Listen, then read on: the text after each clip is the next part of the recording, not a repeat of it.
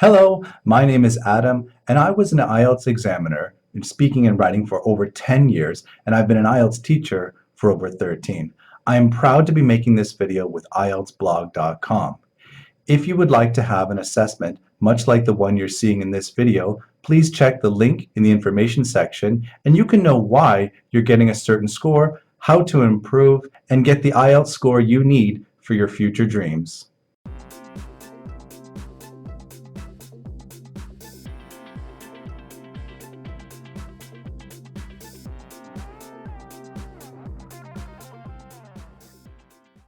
Do you enjoy living in your house or apartment? Actually, I would enjoy living in a house. However, I live in an apartment at the moment because, houses, if you want to buy a house or to rent one, you need a good sum of money, which I don't possess at the moment. What do you enjoy most about your work or studies? That's really an interesting question. I'm a trainer and I teach English as well. And what I enjoy most about my work is that I get to meet new people day by day. I read a lot to be updated in my field, and I receive and give feedback also. That's really interesting. And sometimes I have to teach in other languages like Arabic, and it's really a nice experience to teach in different languages, teach the same topics in different language, because sometimes I am the one who translates the material from Arabic to English or from English to Arabic, and I really enjoy that. At school, did you learn to write with a pen or pencil? I joined school at the age of 4, and they taught us to use a pencil at first, and then I remember the first time I used a pen to write at school. I was at the age of 7 when I was in primary 2, I guess. What do you prefer to write with more, a pen or a pencil? I've had that argument with one of my workmates recently about which is better, a pen or a pencil. I use both, but I prefer a pencil because I feel that when I utilize a pencil, the handwriting is more accurate, more beautiful, and it's easy to correct your mistakes.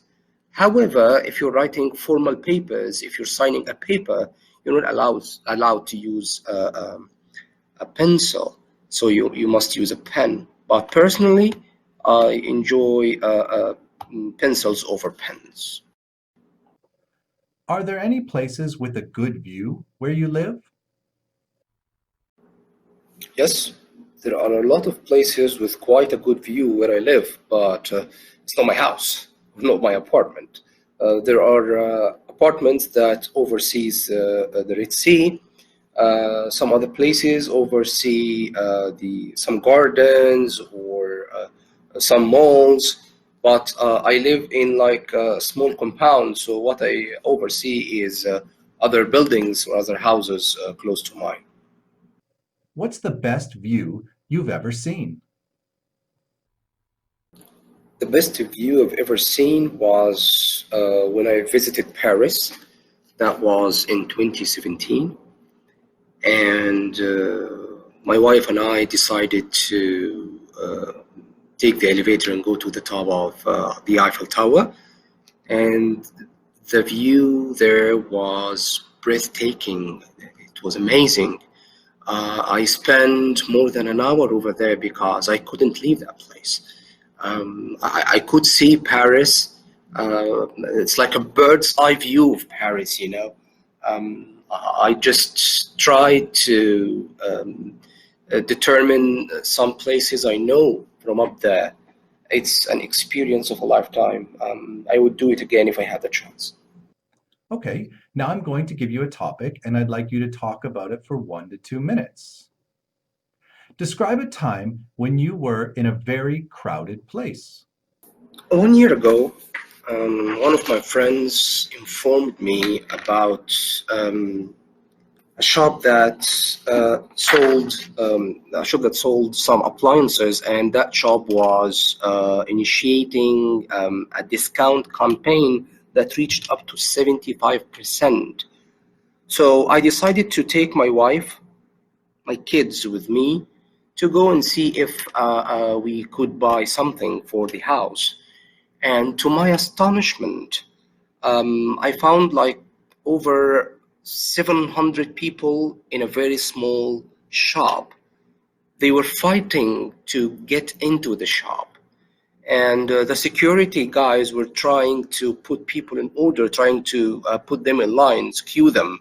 However, the crowd was really big, but finally they managed to put females in one side and males on another side, and they started letting people in certain order, and they prevented other people from coming in until certain number leaves the shop. I was very late in the queue, and it took me and my family around 1 hour and a half to get into that shop. And when we entered, there were no appliances left. What I needed was gone. I needed to buy a blender for the house, and I needed to buy a vacuum cleaner, but all these were gone, and we went home empty-handed. Okay, now let's move on to part 3, where I'll ask you more questions related to the topic you had in part 2. Let's consider, first of all, overcrowding in cities. Why do you think the number of people living in cities has grown so dramatically? The number of people living in cities has grown dramatically, and that's natural because cities have more facilities, cities have more job opportunities than those in the countryside. So people prefer to live in cities to be near all those facilities. Even those who have jobs in the cities and they dwell or live in the countryside, they prefer to rent houses or apartments next to their work in order not to commute long distances back and forth every day. Also, in the cities, you can find malls, you can find cinemas, theaters. So, of course, it's natural to see lots of people live in cities and to make cities more crowded. Do you think that cities in the future will be so crowded that they won't have any green spaces? Actually, I hope not, because green spaces are very essential to human beings. But if those people are responsible for planning made mistakes, and if they did not plan well, yes, that would happen. Because some people, when they build houses, they build apartment buildings without proper planning, they might overtake all the green spaces because those people look only or search only for the financial gain or the financial profit. They don't consider the society and how the society will profit from this, or how the society will be affected. What strategies would you recommend to reduce crowding in cities? Well, there are countless strategies if we want to mitigate or reduce the number of people who live in cities or who visit cities on daily basis. The first thing is moving any government-related office to be relocated outside the city. This is number one. Number two, building new compounds or new small towns outside cities and provide these houses or these apartments for rent or for sale with reasonable prices so people can easily live in those houses. Provide reliable means of transportation to move inside and outside of the city so people who live far away can find it easy to go to work in the morning and come back from work in the afternoon. Another thing that we can do is provide job vacancies in the countryside and in small towns outside the city, so people won't be forced to look for jobs inside the city. Hello, and thank you very much for letting us use your speaking test. For fluency and coherence, you deserved a 9 because you spoke fluently with only rare repetition or self-correction, and any hesitation that you had was content related. That means you were just thinking of ideas and it looked very natural rather than, searching for specific vocabulary or grammar. You spoke coherently and fully appropriate, used a lot of good cohesive features, and you developed your topics fully and appropriately. You gave long, full answers, which was fantastic. Now let me give you a little bit more detailed feedback. In question 6, here and other questions, you have great flow and topic development. In question 7, to get into that shop, this was great referencing. Also in question 7, you said, again, all these were gone. So again, these are great examples. Slight errors would be in 5. You said there are apartments that overseas, but later you said overseas. So you did correct yourself, but that wasn't a problem.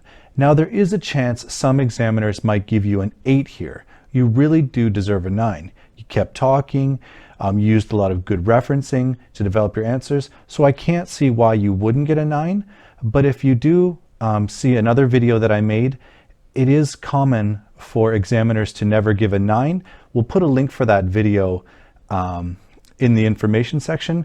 Again, I won't go into detail now, but it is extremely hard to get a 9 because examiners are afraid to give it, and I'll put a link to that in the information section.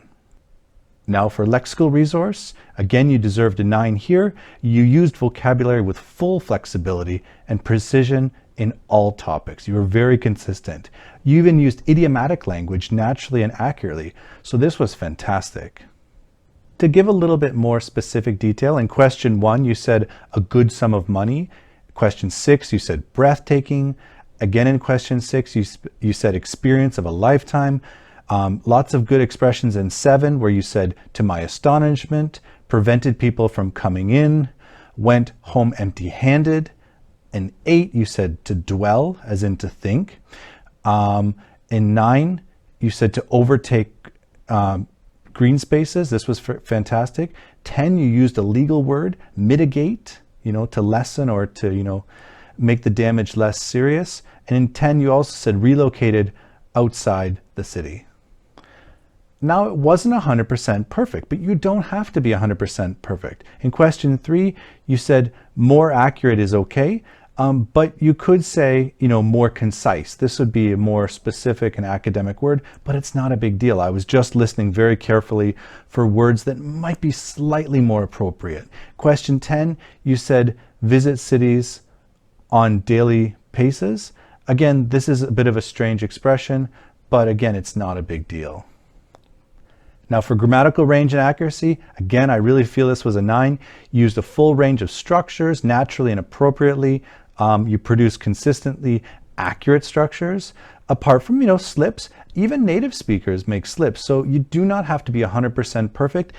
This was more about your fantastic range, and that's why you deserve a 9 for grammar.